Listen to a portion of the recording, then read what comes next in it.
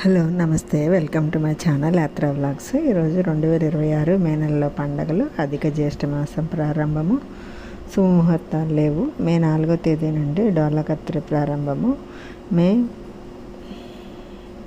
17 నుండి అధిక మాసం ప్రారంభం, 17 తర్వాత శుభకార్యాలు లేవు. అందరికీ నమస్కారం అండి. యాత్రా వ్లాగ్స్ ఛానల్కి స్వాగతము. ఈ 2026 సంవత్సరంలో మే నెలలో పండుగలు, శుభముహూర్తాలు, తేదీల గురించి వీడియోలో తెలుసుకుందాము. మీకు రాముడు ఇష్టమైతే లైక్ చేయండి, కామెంట్ చేయండి. ఈ మే నెలలో అధిక మాసం ఏర్పడుతుంది. ఈ అధిక మాసంలో ఎటువంటి శుభకార్యాలు నిర్వహించకూడదు. కాబట్టి అధిక జ్యేష్ఠ మాసం ఎప్పటి నుంచి ప్రారంభమవుతుందో, రోహిణి కత్తి ఎప్పుడు ప్రారంభమవుతుందో తెలుసుకుందాం. డొల్ల కత్తిరి, నిజ కత్తిరి ఎప్పటి నుంచి ప్రారంభమవుతాయి, ఇంకా విశేషాల గురించి తెలుసుకుందాము. ప్రస్తుతం వైశాఖ మాసం నడుస్తుంది. మే 16వ తేదీ శనివారం వరకు ఈ వైశాఖ మాసం ఉంటుంది. ఆ తర్వాత మే 17వ తేదీ ఆదివారం నుండి అధిక మాసం ప్రారంభమవుతుంది. అయితే ఈ అధిక మాసంలో పెళ్ళిళ్ళు, గృహప్రవేశాలు,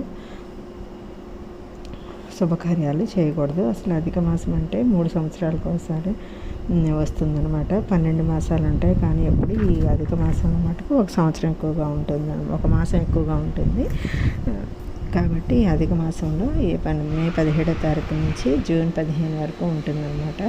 ఈ అధిక జ్యేష్ఠ మాసంలో ఎవరైతే శ్రీ మహావిష్ణువుని పూజిస్తారో అందరిలో ధనధాన్యాలకు, అష్టైశ్వర్యాలకు లోటు లేకుండా ఉంటుంది అని స్వయంగా విష్ణుమూర్తి వరం ఇచ్చారంట. ఈ ఒక నెలలో చేసే విష్ణుమూర్తి పూజలకు 1 కోటి రెట్ల పుణ్యం ఉంటుందని చెప్తున్నారు. అందుకని ఈ నెలలో విష్ణు సహస్రనామం చదివితే చాలా మంచిదని చెప్తున్నారు. ఈయన శంకుస్థాపనలు, ఉపనయనాలు, గృహప్రవేశాలు, అన్నప్రాసనలు, ఏ నూతన వ్యాపారాలు ఏమీ చేయకూడదు అన్నమాట. ఈ అధిక మాసం కోటి జన్మ నదీ స్నానం ఒకసారైనా చేయాలంట. తప్పనిసరిగా చేస్తే మంచిదని చెప్తున్నారు. మే 17 నుండి జూన్ 15 లోపు ఏదైనా ఒక పుణ్యనదిలో స్నానం చేస్తే మనకి మంచిగా ఉంటుంది. మే నెలలో వచ్చే పండుగల గురించి తెలుసుకుందాము.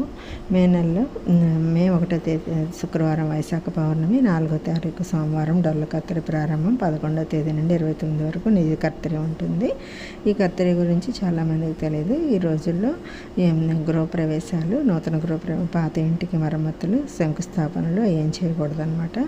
మే 1వ చెట్లు నరకటం, భూమిని తవ్వటం కూడా చేయకూడదు. కొత్త వాహనాలు కొనకూడదు. మే 5వ తారీఖు సంకటహర చతుర్దశి, మే 12 హనుమాన్ జయంతి, మే 13 బుధవారం ఏకాదశి, మే 16 శనివారం అమావాస్య.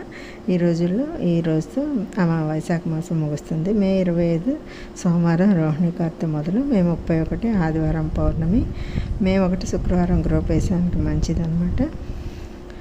అలాగే రోహిణి కార్తె మే 25 నుండి జూన్ 8 వరకు ఉంటుంది. ఈ సమయంలో రోడ్లు కూడా పగులుతాయి, అంత ఎండ ఉంటుంది అని చెప్తున్నారు. మనకి చల్లటి నీళ్లు, పండ్లు దానం ఇస్తే మంచిది అని చెప్తున్నారు అనమాట.